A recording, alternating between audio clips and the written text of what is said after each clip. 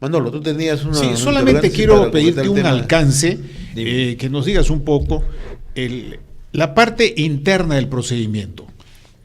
Terminó la votación, sale la proclamación de las cifras oficiales, que eso es rápido, renuncia el primer ministro. Pero es una renuncia con efectos retardados, me parece. De 2 meses. Sí, algo así. Pero luego vienen los rifirrafas dentro de los partidos y se buscará de repente que haya una coalición, en este caso encabezada por los conservadores, pero con alguna cuota de aquellos laboristas que han estado en favor de la salida. Pudiera ser. Es difícil. ¿Cómo visualizas eso? Eso lo visualizo. Yo creo que los laboristas que tienen una posición de izquierda bastante más acentuada de la que tenían con Tony Blair, que es una izquierda muy moderada, que casi ni se distinguía de los conservadores, ahora sí tienen una posición de izquierda. Entonces yo creo que los laboristas, quizás frente a este fracaso de los conservadores, van a tratar de diseñar una ofensiva para hacerse del poder en Gran Bretaña. Pero hay otros factores que van a jugar, que van a complicar esta situación. Un factor esencial, me parece a mí, es el Partido Nacionalista Escocés. El Partido Nacionalista Escocés ha literalmente eliminado a los laboristas de Escocia. Entonces yo creo que el Partido Nacionalista Escocés, que hoy día controla el gobierno de Escocia, pero que no es un gobierno soberano, sino autónomo, ya no va a pedir más autonomías, más atribuciones, más competencias. Lo que van a pedir es simplemente ser un país independiente y van a pedir un referéndum. Entonces ahí, frente a esa situación, el Partido Conservador va a tener que, digamos, defender la posición de la unidad de la Gran Bretaña, es decir, de que se conserve el Reino Unido. Y luego tenemos los laboristas, me imagino que dirán lo mismo, pero hay sería un suicidio si hicieran lo contrario, ¿verdad? Claro, pues, y van a tratar de recuperar gente en Escocia, así que puede. Pero hay un partido de extrema derecha muy británico, es donde ahí hay esa cosa cultural que usted decía, ¿no? Que es el UKIP, es United Kingdom Independent Party, o sea, Partido Independiente de la Gran Bretaña. Entonces, ellos van seguramente a afirmar la identidad y la unidad de Gran Bretaña. Pero es un partido que ha tenido, hasta este momento, es un partido muy minoritario. Entonces, ¿qué se puede visualizar? Que va a haber una lucha como la de acá, multipartidaria. Vamos a tener los conservadores, que seguramente van a decir que se mantenga, es lógico, ¿no?, el Reino Unido, los laboristas, que yo me imagino desde una perspectiva totalmente contraria a los conservadores, van a pedir lo mismo en cuanto a la unidad de Gran Bretaña. Pero el Partido Nacionalista Escocés va a pedir la separación de Escocia. ¿Qué va a pasar en Irlanda del Norte? Para mí sí es francamente una incógnita, porque en Irlanda del Norte no se integró a la República de Irlanda, porque es una zona mayoritariamente protestante, y donde ha vivido un poco las guerras de religión entre protestantes y católicos. Y entonces hay 2/3 protestantes que no van a querer integrarse a la República de Irlanda, y 1/3 de católicos que probablemente van a pugnar para integrarse a Irlanda. Y un florecimiento de las tradiciones celtas, incluido el idioma. Incluido el idioma, lo cual, claro, es muy bonito, muy simpático, pero yo me entiendo con los ingleses en inglés, ¿no? Eso es una cosa como si yo tengo el mayor respeto y la mayor consideración, y es un valor nacional, cultural, digamos, el que he hecho el aymara y todas las demás lenguas vernaculares que tenemos en Perú. Pero con los chilenos no, sea lo que tengamos, hablemos con una pequeña minoría quechua aymara que hay en el norte de Chile, nos entendemos en castellano. Con los bolivianos creo que hay los de Puno y del Cusco se pueden entender en quechua y aymara, pero la gran mayoría de los peruanos nos entendemos en castellano. Con los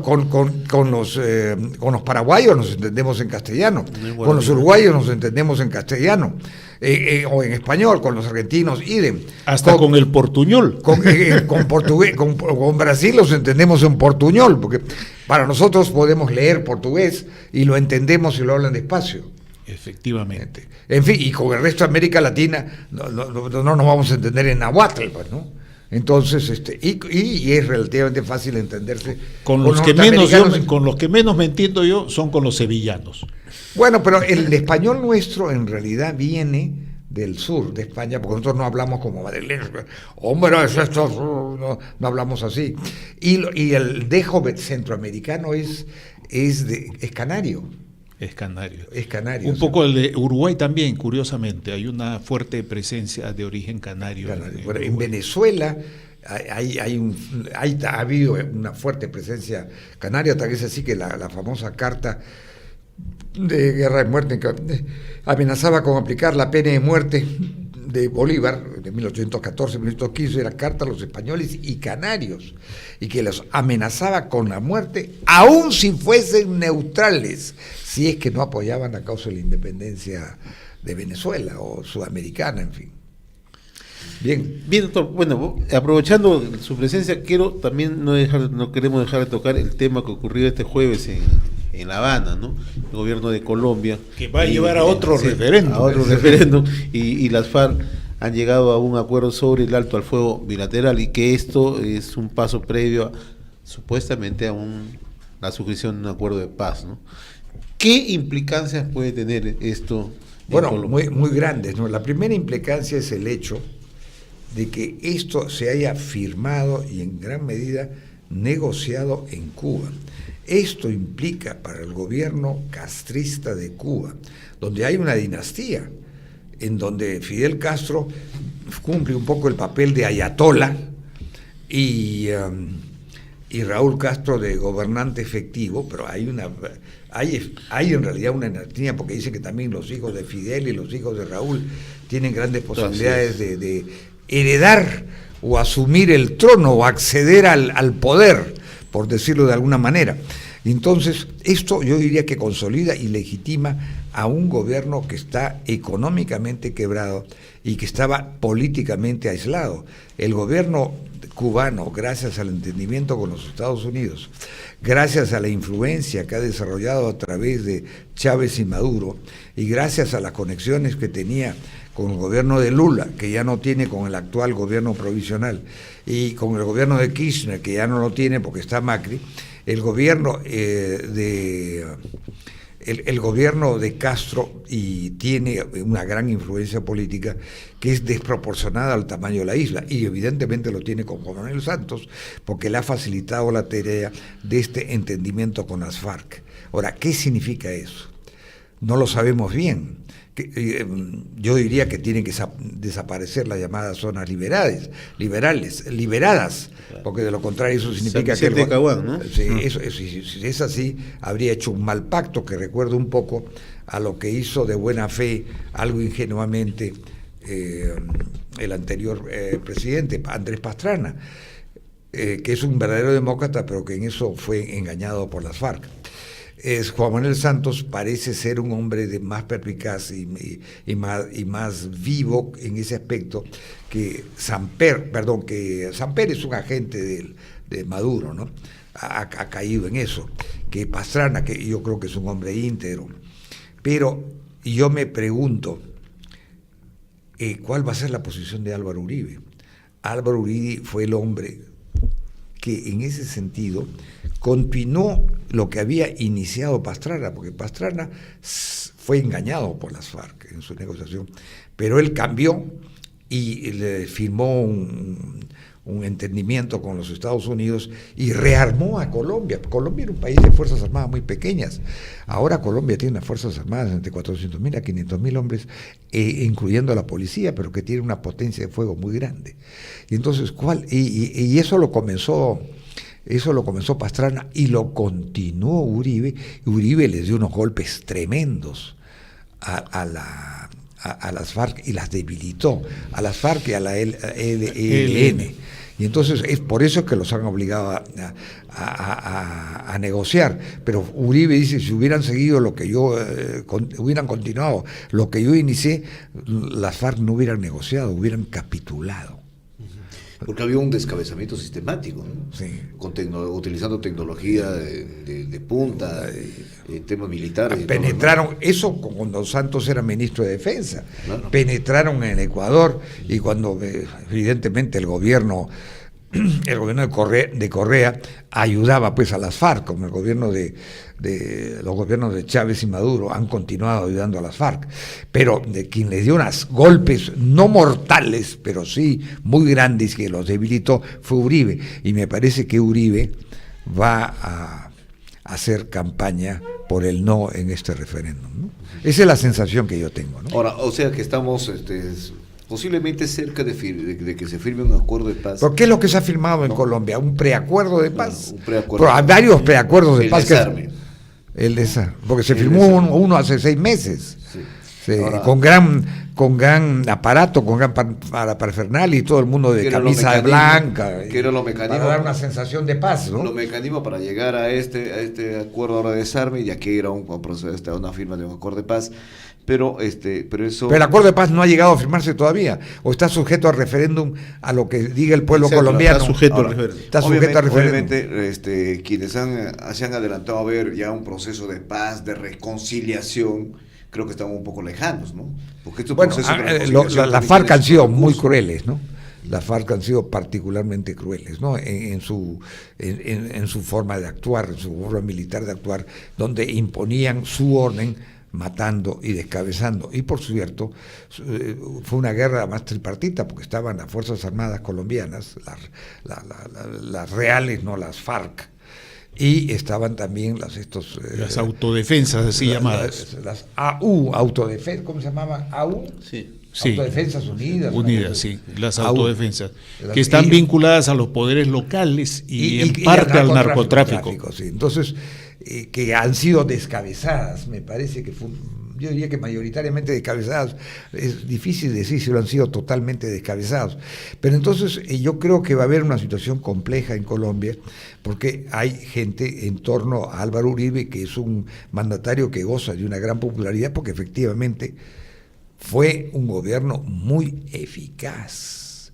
Sacó, Colombia era un país que se había vuelto rehén de las FARC, quien eliminó eso y hizo que la gente pudiera vivir tranquilamente. A mí me contaban una vez, que en el año 2010 que estuve en Medellín, me decían que para ir de Medellín a Cartagena o a alguna ciudad de Santa Marta o a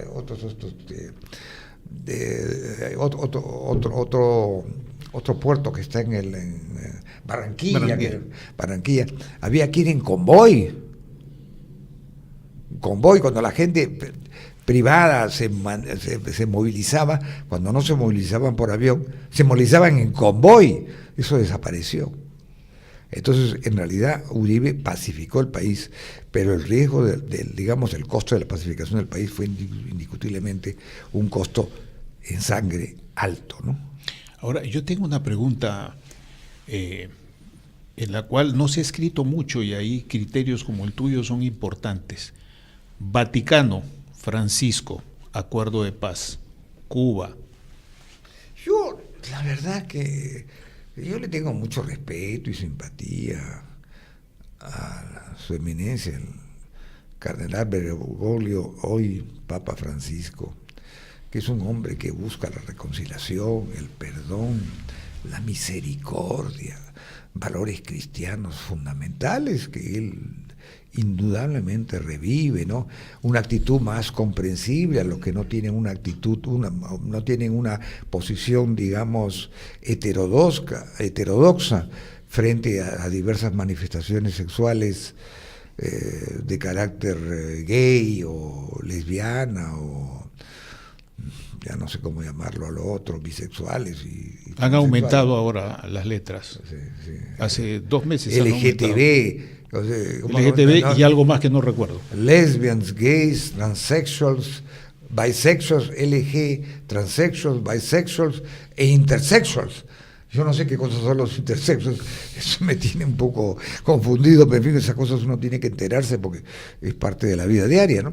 Bueno, el Papa ha tenido posiciones en ese sentido de tolerancia, de reconciliación, de amor, pero el Papa ha ido por segunda vez por la primera vez, el primero que fue Papa Juan Pablo II, que lo hizo con el objeto de mejorar la situación de la Iglesia Católica en Cuba, que estaba pues terriblemente relegada y postergada, por no decir perseguida, y logró que se levantaran esos impedimentos que tenía. Pero luego vino el Papa Francisco, y el Papa Francisco parecía un admirador decidido de Castro, y luego vino por otra vez y se reunió con su colega en las alturas del cielo, en las alturas patriarcales, porque el Papa es el patriarca de Occidente, ¿no? El Papa es el obispo de Roma, sumo pontífice, jefe de la Iglesia Católica, Papa y patriarca de Occidente, si se quiere, y se reunió con... Ha habido muchas reuniones con el patriarca de Constantinopla, pero el líder religioso más importante, por el mayor número de sus fieles, es el patriarca de Moscú, Kirill, y se reunió con Kirill nada menos que en Cuba, y con una reunión auspiciada nada menos que por Raúl Castro, y posiblemente también por Fidel Castro. ¿Y qué cosas son Raúl y Fidel Castro, o Fidel y Raúl Castro, si queremos ponerlo en orden cronológico?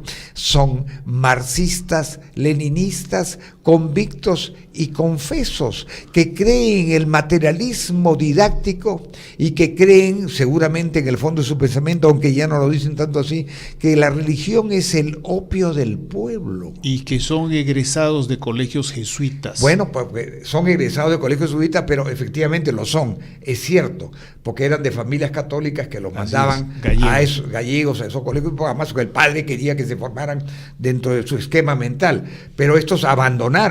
Ahora lo habrán recordado, seguramente fueron monaguillos en la iglesia, en la misa, en sus épocas juveniles, y seguramente mientras decían las palabras en latín, porque en esa época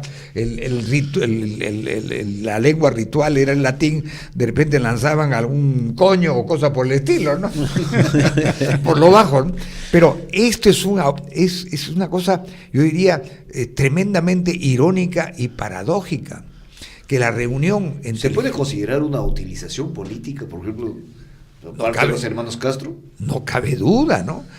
Estos dos marxistas, leninistas, convictos y confesos, de origen católico, perdón. De origen católico, han auspiciado políticamente la reunión entre el jefe de la Iglesia Católica y el jefe de la Iglesia ortodoxa cristiana rusa, que siempre habían tenido grandes resquemores por una serie de razones históricas que ya no, y que no es en el caso comentar, pero que los ortodoxos rusos siempre han visto a la Iglesia Católica con gran resistencia, con gran reticencia, y sin embargo esa unión de perro y pericote fue auspiciada por el gato.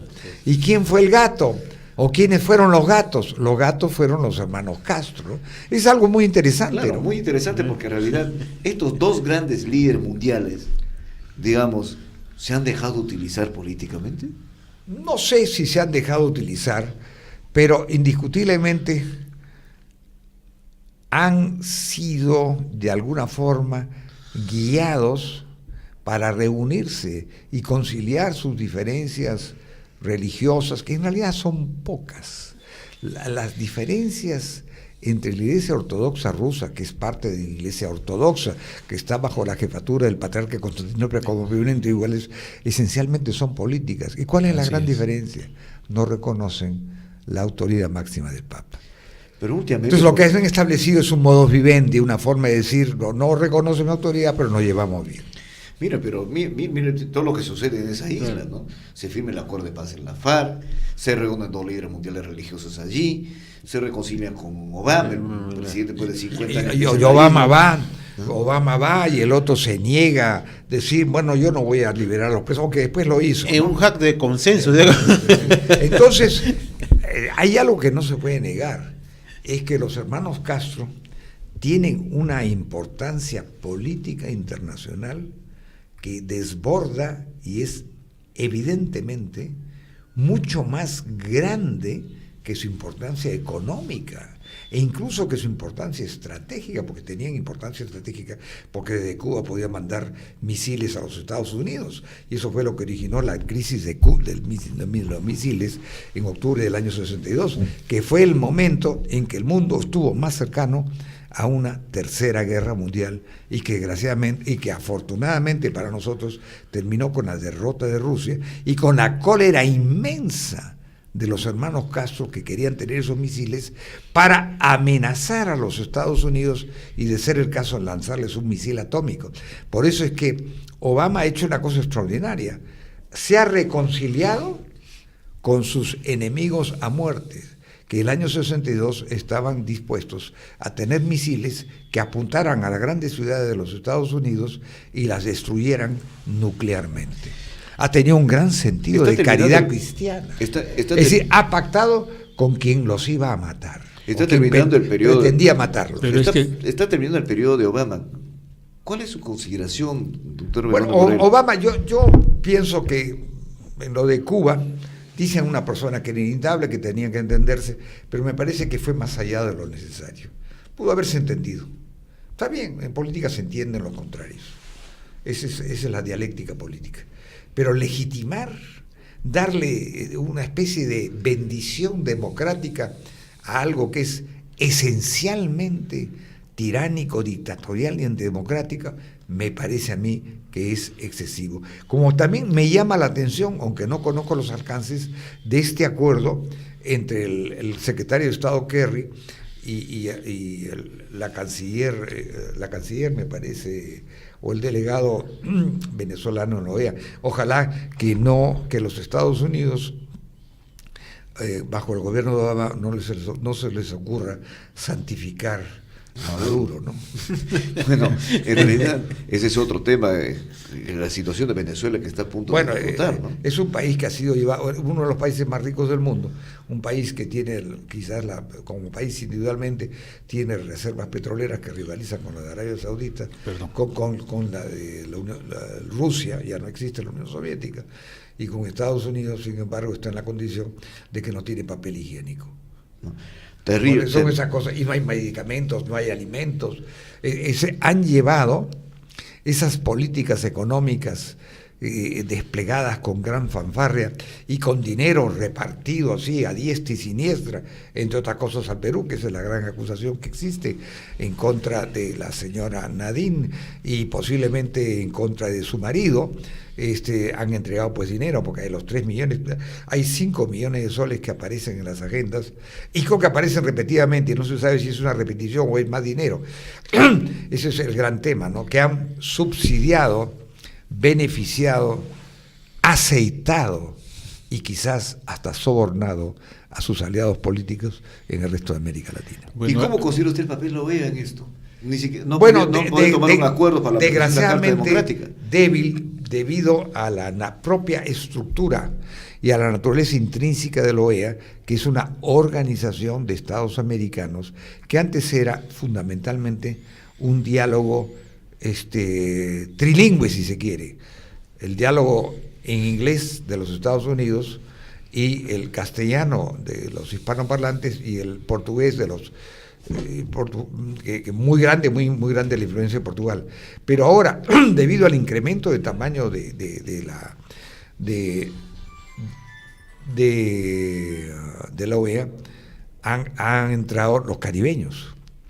Y los caribeños, que son una serie de estados, todas estas pequeñas islitas, son como 7, 8, 9 o 10. 13. Entonces, ha entrado también Canadá, aunque Canadá tiene una posición más bien por lo democrático. Pero esos 13, más la República Dominicana, que depende del petróleo venezolano, del poco que quede, o Nicaragua, entonces, y con Ecuador y con Bolivia, eso constituyen el ALBA, más los Petrocaribe, más los países, las islas del Caribe que dependen petroleramente, salvo Trinidad y Tobago. Entonces esos países votan a favor de Venezuela y frustran la aplicación de este magnífico documento teórico que está por convertirse en un cuadro que podemos enmarcarlo con varios marcos en la pared de cualquier lugar, pero que en la práctica no está sirviendo de mucho. De nada. Bueno, pero todos estos cambios también tienen que ver con cambios mundiales, ¿no? Es decir, entramos a una etapa de varias interrogaciones y es muy difícil tener una visión de conjunto. Un detalle que leí en alguna noticia es que, por ejemplo, la consecuencia del referéndum pone en incertidumbre, los pone en situación de preocupación a los kelpers, que son los habitantes de las Falkland. Sí, definitivamente. Y ahora el hecho de que Naciones Unidas, pero no conozco en detalle, más bien sería una pregunta, si acaso tú supieras el dato, hace una suerte de reconocimiento de extensión de la plataforma marítima de Argentina, que tiene consecuencias sobre la proyección internacional correspondiente hacia la Antártida. Los chilenos ya empezaron a reclamar. Pero de aquí a la Cancillería no he escuchado yo ningún comentario. Bueno, ni es un de tema ningún un poco especialista lejano a internacional. es un tema muy específico, muy técnico. Nosotros hemos apoyado siempre la posición de la Argentina y hubo la actitud, digamos, notable y notoria de Fernando Belaúnde Terry. Yo diría que este referéndum del Brexit favorece a la Argentina, porque Gran Bretaña tuvo el apoyo solidario de toda Europa. Como se van en este asunto, posiblemente lo van a dejar de tener. O por último, en lugar de ser un apoyo solidario activo, se transformará, en el mejor de los casos, en una suerte de apoyo pasivo o indiferencia. O sea que eso favorece a la Argentina. Bien, doctor Martín Belaúnde Moreira, ha sido sumamente grato tenerlo esta mañana a través de RCR. Espero tener una siguiente oportunidad para seguir platicando, dialogando con usted. Es un placer poderme comunicar con todas las emisoras regionales y del interior del país a través de esta importante plataforma y haber tenido la espléndida oportunidad de conversar con ustedes de estos asuntos que son de palpitante actualidad y de importancia directa e indirecta para el Perú.